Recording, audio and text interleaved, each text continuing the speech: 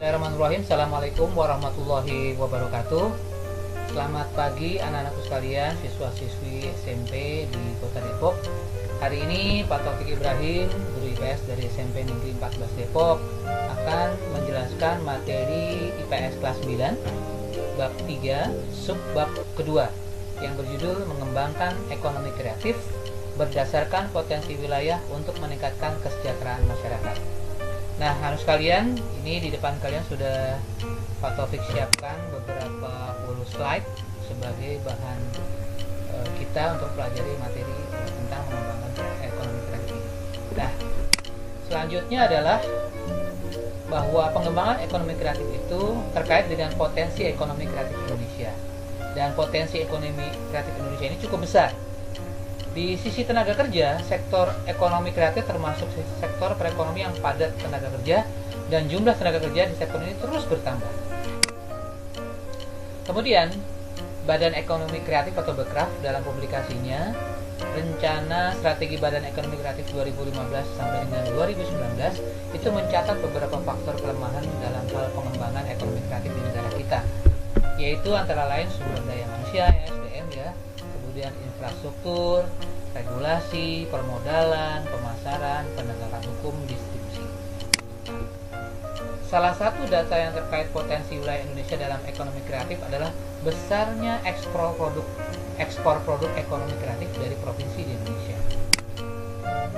Nah, meningkatkan kualitas hidup di sebuah wilayah yang pada gilirannya dapat menarik lebih banyak orang-orang kreatif dan inovator ke wilayah tersebut adalah salah satu pengaruh perkembangan ekonomi kreatif terhadap kesejahteraan masyarakat Indonesia.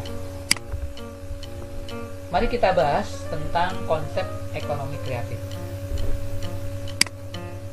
Ekonomi kreatif adalah sebuah konsep bidang perekonomian di era ekonomi yang baru dengan mengutamakan dua kata, yaitu yang pertama kreativitas dan informasi, yang mengedepankan sumber daya manusia yang memiliki ide dan pengetahuan yang digunakan sebagai faktor utama dalam produksi. Nah, anak sekalian, karakteristik ekonomi kreatif ada beberapa. Yang pertama, yaitu kreasi intelektual, mencakup kreativitas, keahlian, dan talenta. Yang kedua, berbasis pada ide atau gagasan. Yang ketiga, yaitu pengembangan tidak terbatas pada bidang usaha. Dan yang keempat adalah konsep yang dibangun bersifat relatif.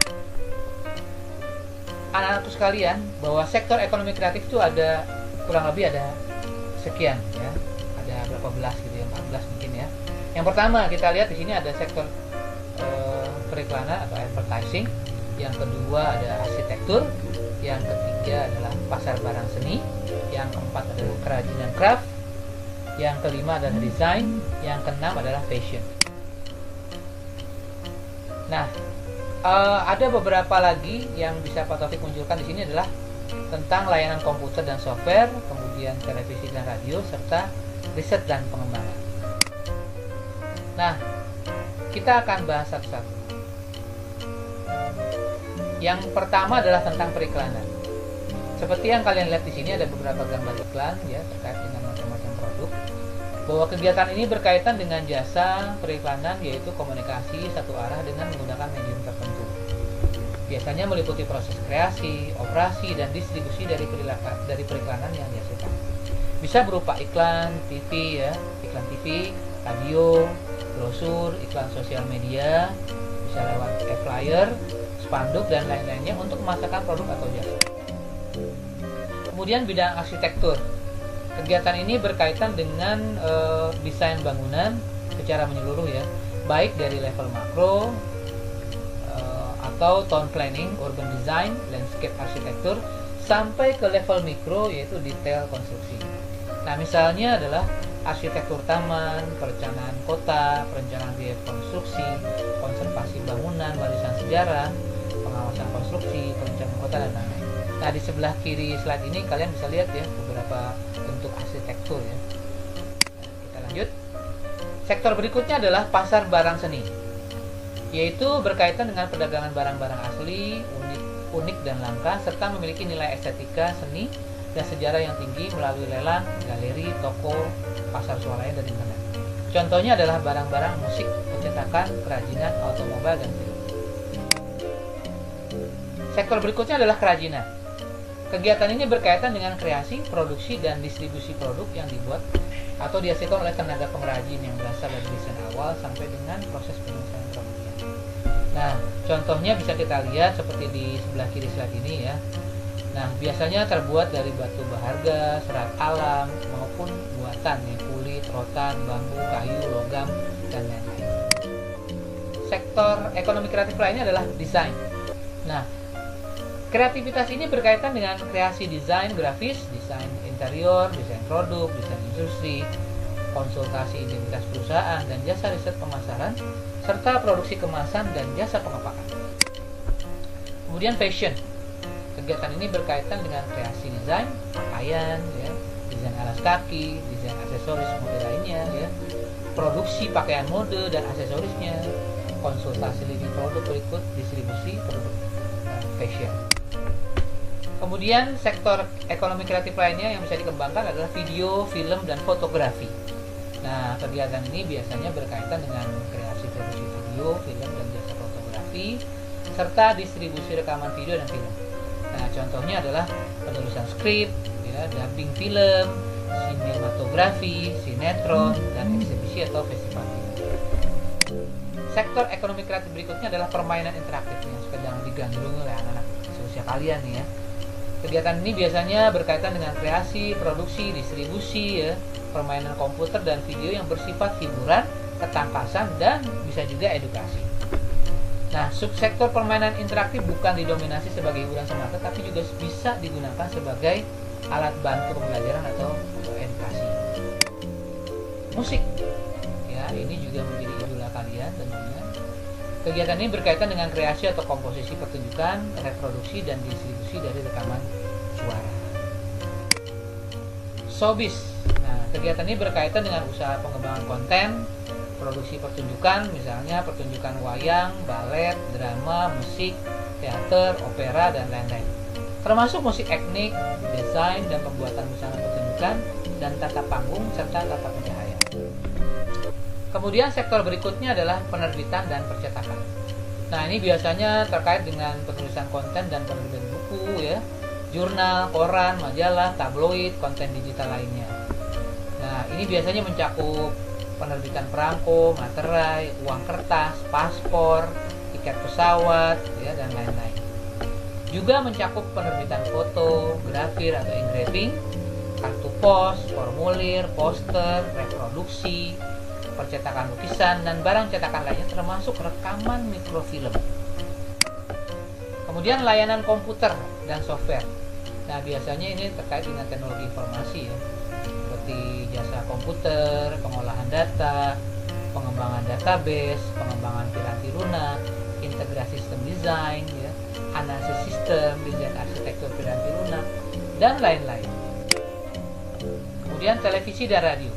Kegiatan ini biasanya berkaitan dengan usaha kreasi produksi dan pengemasan acara televisi seperti games, kuis, ya, seperti yang digambar ini, reality show, infotainment, ya, penyiaran, transmisi konten acara televisi dan radio, termasuk kegiatan stasiun relay atau pemancar siaran radio dan televisi.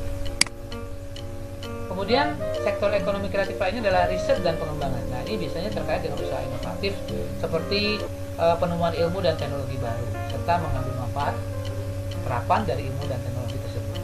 Nah, tujuannya apa? Untuk memperbaiki produk dan kreasi produk baru, ya, proses baru, material baru, alat baru, metode baru, dan teknologi baru yang dapat memenuhi kebutuhan pasar. Nah, industri kreatif anak sekalian di Indonesia sudah lama ada, meski masih belum terpusat dan hanya berada pada level kecil. Selain juga tersebar mengikut daerah masing-masing. Nah, penggunaan istilah ekonomi kreatif itu mulai dikenal tahun 2001 ketika John Hopkins menerbitkan bukunya yang mengulas tentang industri kreatif. Nah, ekonomi kreatif muncul sejak masa pemerintahan Presiden Susilo Bambang Yudhoyono atau SBY dan berlanjut pada pemerintahan Presiden Jokowi atau Joko Widodo sekarang. Selain itu, kemunculan industri di Indonesia juga dikarenakan mulai adanya masyarakat ekonomi ASEAN atau MEA yang sudah berkembang beberapa tahun sebelumnya. Nah, Berikut ini adalah contoh kegiatan kreatif yang secara rutin diselenggarakan di berbagai daerah di Indonesia. Seperti di Bandung ada Hella First, Braga Festival, di Jakarta ada Festival Kota Tua, ada Pekan Raya Jakarta atau PRJ, Jakjazz, G-Fest, ya. Di Solo ada Solo Batik Karnival, Pasar Windu Jenar, ya. Di Jogja ada Festival Kesenian Yogyakarta, Pasar Malam Sekaten, dan lain-lain. Kemudian di Jember ada Jember Fashion Carnival, ini juga sangat terkenal dengan fashion di Jember ini. Kemudian di Bali ada Bali Fashion Week, Bali Art Festival, Bali Sandal Festival. Di Lampung ada Waikambas Festival, dan di Palembang ada Festival Musik. Nah, apa saja upaya-upaya yang dilakukan oleh negara kita untuk meningkatkan ekonomi kreatif? Yang pertama, yang sesuai dengan Undang-Undang Dasar 1945 Pasal 33 ayat 1, 2, dan 3. Yang pertama adalah menyiapkan insentif. Yang kedua adalah membuat roadmap industri. Yang ketiga, memberi perlindungan hukum. Yang keempat, membuat program komprehensif. Dan yang kelima adalah membentuk Indonesia Creative Council. Lalu upaya apa untuk mengembangkan yang dilakukan oleh Kementerian Perdagangan? Nah, kita bahas di sini. Yang pertama adalah pengembangan database ekonomi kreatif Indonesia yang didukung dengan teknologi informasi, ya. Kemudian yang kedua adalah peningkatan penggunaan teknologi melalui program kemitraan. Yang ketiga adalah Pekan Produk Kreatif Indonesia atau PPKI.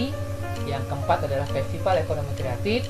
Yang kelima adalah wahana kreatif, dan yang keenam adalah peningkatan jangkauan dan efektivitas pemasaran. Yang ketujuh yaitu melakukan riset ekonomi kreatif dan fasilitas pemberian insentif yang mendukung inovasi. Yang kedelapan, fasilitas kegiatan yang mendorong lahirnya insan kreatif dan entrepreneur kreatif baru. Yang kesembilan adalah kegiatan fasilitasi kegiatan yang mendorong lahirnya insan kreatif dan entrepreneur kreatif baru untuk merangsang terciptanya insan kreatif dan entrepreneur baru di Indonesia. Dan yang ke-10 adalah penciptaan identitas lokal, daerah tingkat 1 dan 2 serta identitas nasional. Nah, demikian anak sekalian materi yang Pak Taufik bahas hari ini tentang mengembangkan ekonomi kreatif berdasarkan potensi wilayah untuk meningkatkan kesejahteraan masyarakat. Tetap semangat, tetap sehat, rajin belajar, sukses selalu. Assalamualaikum warahmatullahi wabarakatuh.